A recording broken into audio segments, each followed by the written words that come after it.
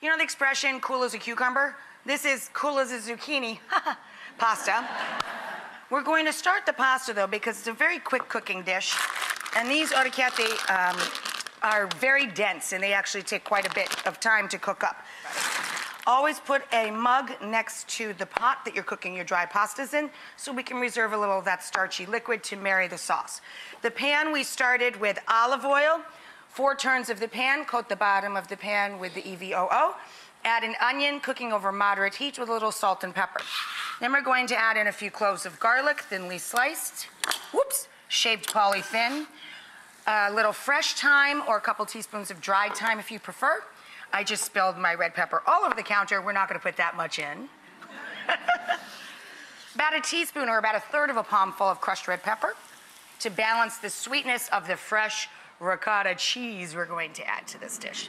Now all we're going to do is get the zucchini into the pan with the onions, garlic, and fresh thyme or dry thyme, and the red pepper flake. When we come back, we'll carry on with the rest of the dish, give the pasta a stir, talk about marrying the sauce and the pasta and the cheese right after this.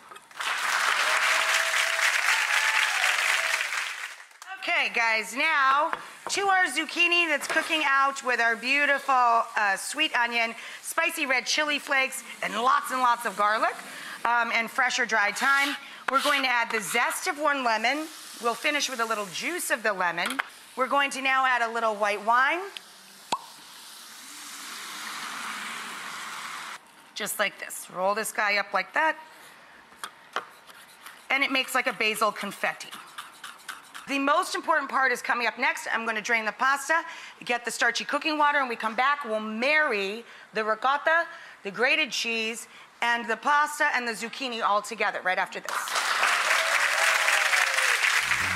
Okay, now comes the most important part. We're cooling down our pasta with fresh ricotta cheese. Now we're going to add in our fresh basil, our grated cheese of choice, and a little bit of our starchy cooking water to make everybody get along. And that bright finish of lemon juice just at the end there.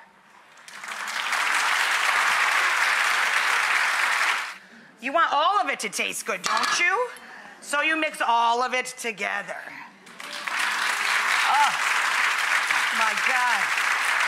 That looks amazing. And then you just finish with the last of the basil.